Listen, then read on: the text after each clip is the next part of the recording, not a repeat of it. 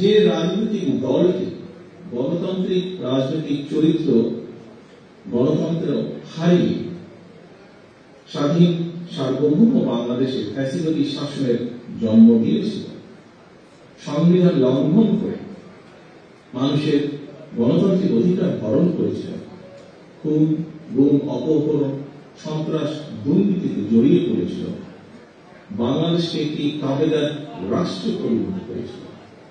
বীর রক্তকে গণ অভ্যুত্থানে তারা দেশ ছেড়ে পালিয়েছে। গণতান্ত্রিক আমি জনগণ দেশের স্বার্থ বিরোধী বিতাড়িত অপশক্তিকে কখনোই মেনে নেবে না। সংবিধান লঙ্ঘনকারী বিতাড়িত পতিত পলাতক স্বৈরাচার পুনরায় মাথাচাড়া দিয়ে ওঠার চেষ্টা করছে। আমাদের সংবিধানের 65(2) অনুচ্ছেদের নির্দেশনা হচ্ছে জনগণের প্রত্যক্ষ ভোটে সদস্য নির্বাচন। কিন্তু সংবিধান লঙ্ঘন করে এই পলাতক স্বৈরাচার জনগণের 3 বার অবৈধ সরকার গঠন করে।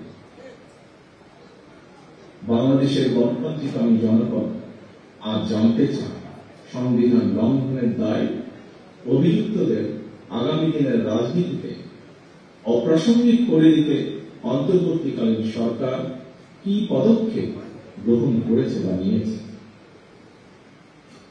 ব্লেম গেম দিয়ে দায়িত্ব এড়ানোর কিন্তু কোন সুযোগ নেই।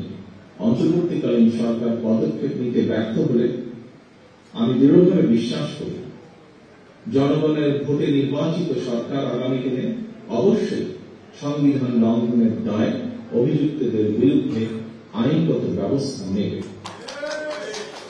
পলাতক স্বৈরাচারের বিরুদ্ধে ব্যবস্থা না নিয়ে যারা জাতীয় নির্বাচনের আগে স্থানীয় সরকার নির্বাচনের কথা বলেছেন তাদেরকে আমি বলতে চাই, লুটপাট আর দুর্নীতির শত শত কোটি টাকা হাতে নিয়ে সারা দেশে পলাতক স্বৈরাচারের দোষররা পুনর্বাসিত হওয়ার সুযোগের অপেক্ষায়। স্থানীয় নির্বাচন পলাতক স্বৈরাচারের জন্য পুনর্বাসিত হওয়ার একটি সুবর্ণ সুযোগ।